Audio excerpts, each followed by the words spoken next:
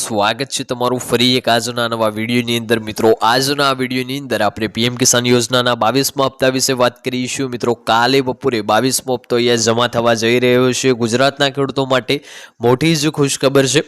સાથે વાત કરીએ તો ખેડૂતો માટે મોટી જાહેરાત, ખેડૂતોને મળશે 4000 રૂપિયાનો હપ્તો, એટલે કે આ વખતે જે છે 2000 ને બદલે 4000 રૂપિયાનો હપ્તો મળવાનો છે। 22મો હપ્તો કાલે બપોરે 12 વાગે તમામ ખેડૂતોના બેંક ખાતામાં જમા કરવામાં આવશે, એટલે કે આજે થઈ છે 25 તારીખને, કાલે થશે 26 તારીખ।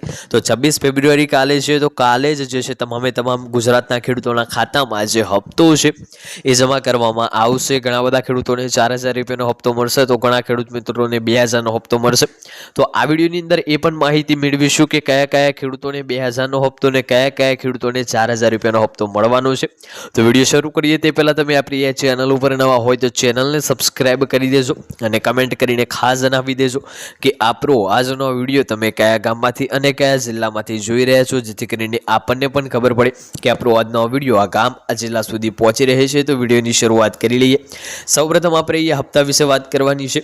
તો ભારત સરકાર દ્વારા ચલાવવામાં આવતી મહત્વાકાંક્ષી પ્રધાનમંત્રી કિસાન સન્માન નિધિ યોજના, આ યોજનામાં 22મા હપ્તાની રાહ જોઈ રહેલા લાખો ખેડૂતો માટે એક મહત્વના સમાચાર સામે આવ્યા છે મિત્રો।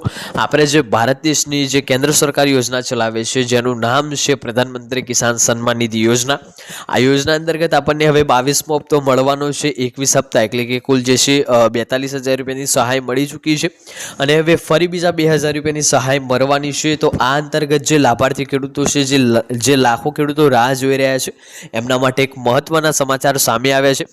ફેબ્રુઆરી 2026માં આગામી હપ્તો ખાતામાં જમા થાય તે પહેલાં જ સરકારે ખેડૂતોને નોંધણી અને ડેટા વેરિફિકેશનની પ્રક્રિયાને વધુ ચુસ્ત બનાવી છે, એટલે કે જ્યારે હપ્તો જમા થાય તે પહેલાં જ જે ખેડૂતો છે જે પાત્રતા ધરાવે છે એમને ડેટા વેરિફિકેશન કરવા પડશે અને સાથે જે કેવાયસીની પ્રક્રિયા છે એ પણ પૂર્ણ કરવી પડશે। જો પાત્ર ખેડૂતો સમયસર પોતાની સત્તાવાર નોંધણી પૂર્ણ નહીં કરે તો તેમના બેંક ખાતામાં જમા થનાર 2000 રૂપિયા અટકી શકે છે, એટલે કે જે ખેડૂતો છે એ સમયસર તેમની બેંકની જે નોંધણી છે એ નહીં કરે, બાકીના જે કાર્યો છે નહીં કરે, તો એમના ખાતામાં જે 2000 રૂપિયા જમા થવાના છે એ અટકી જશે। આ પ્રક્રિયાનો મુખ્ય હેતુ જે છે વચોટિયાને દૂર કરી સીધા જ સાચા ખેડૂતને આર્થિક સહાય આપવાનો છે, એટલે કે આ જે પ્રક્રિયાનો હેતુ છે એ વચોટિયાઓને દૂર કરી સીધો જ ખેડૂતને લાભ મળે એનો છે। ખેડૂતોની માત્ર જે છે એક વહીવટી પ્રક્રિયા નથી, પરંતુ તે ખેડૂતોની સત્તાવાર ડિજિટલ ઓળખ છે। આ રેકોર્ડ્સ દ્વારા સરકાર પાસે ખેડૂતોના નામે જે છે કેટલી જમીન, ખેતીલાયક જમીન છે અને તેનો સર્વે નંબર શું છે તેની સચોટ માહિતી પહોંચે છે। ગૂગલ લેટેસ્ટ જે છે પારદર્શકતા આલ્ગોરિઝમ અને સરકારની નીતિઓ મુજબ હવે સીધો જ લાભ ટ્રાન્સફર ડીબીડી દ્વારા જે છે મેળવવા માટે ડિજિટલ ડેટા અપડેટ હોવો ખૂબ જ જરૂરી છે। જો તમે નવા ખેડૂત છો અથવા જૂના ખેડૂત હોવ તો છતાં તમારી વિગતો ડિજિટલ પોર્ટલ પર અપડેટ નથી તો હપ્તો જે છે મેળવવામાં તમારે વિલંબ થઈ શકે છે, એટલે કે તાત્કાલિકપણે તમારે પણ આ અપડેટ કરી દેવું જોઈએ। વાત કરીએ હવે આગળ, તો તમારે આ કામ માટે ક્યાંય ધક્કા ખાવાની જરૂર નથી, તમે તમારા સ્માર્ટફોનથી જ ઘરે બેઠા જે છે નોંધણી કરી શકો છો। સૌપ્રથમ પીએમ કિસાન યોજનાના જે સત્તાવાર પોર્ટલ પર જાઓ અને ત્યાં ફાર્મર રજિસ્ટ્રી અથવા જે છે ન્યૂ ફાર્મર રજિસ્ટ્રેશન વિકલ્પ ઉપર ક્લિક કરવાનું છે। અહીં તમારો 12 આંકડાનો આધાર કાર્ડ નંબર દાખલ કરવાનો રહેશે। આધાર કાર્ડ સાથે લિંક થયેલા મોબાઈલ નંબર પર એક ઓટીપી આવશે, તેને જે છે ઇન્ટર કરીને વેરિફિકેશન પૂર્ણ કરવાનું રહેશે। ત્યારબાદ જમીનની વિગતો જેવી કે જે છે ખેતીની કે જે છે ખસરા નંબર ભરીને ફોર્મ સબમિટ કરવાનું રહેશે। વાત કરીએ હવે આગળની, તો વધુ સરળ માટે સરકાર દ્વારા કિસાન સહાયક જેવી જ મોબાઈલ એપ્લિકેશન પણ લોન્ચ કરી દેવામાં આવ્યું છે।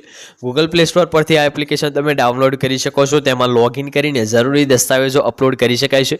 આ પદ્ધતિ ખાસ કરીને યુવા ખેડૂતો માટે અત્યંત અનુકૂળ છે, જેઓ ટેકનોલોજીના માધ્યમથી પોતાની ખેતીની વિગતો મેનેજ કરવા માંગે છે। ડિજિટલ માધ્યમથી થયેલી નોંધણી જે છે વધુ વિશ્વસનીય માનવામાં આવે છે અને તે ડેટામાં ભૂલો જે છે થવાની શક્યતાને ઘટાડે છે। વાત કરીએ હવે આગળ, તો નોંધણી પ્રક્રિયા શરૂ કરતાં પહેલાં જ કેટલાક દસ્તાવેજો તૈયાર રાખવા અનિવાર્ય છે, જેમાં તમારું આધાર કાર્ડ સાથે લિંક હોય તેવો સક્રિય મોબાઈલ નંબર, જમીનના દસ્તાવેજો જેવા કે 7/12/18ના ઉતારા, ખસરા અથવા ખેતીનો જે છે સમાવેશ થાય છે। આ ઉપરાંત બેંક પાસબુકની વિગત પણ સાથે રાખવી જોઈએ, જેથી કરીને નાણાં સીધા જ તમારા ખાતામાં જમા થાય। જો તમારી જમીન સંયુક્ત નામે હોય તો તમારી હિસ્સેદારની પુરાવા પણ અપલોડ કરવા પડશે। તો આજનો વિડીયો આપણે પૂર્ણ કરીશું। આજનો વિડીયો તમને પસંદ આવ્યો હોય તો વિડીયોને એક લાઇક કરી દેજો। તમે આપણી આ ચેનલ ઉપર નવા હોય તો ચેનલને પણ સબસ્ક્રાઇબ કરી દેજો અને કમેન્ટ કરીને ખાસ જણાવજો આજનો વિડીયો તમને કેવો લાગ્યો। મળીશું આગળના વિડીયોમાં, ત્યાં સુધી જય ભારત, જય હિન્દ।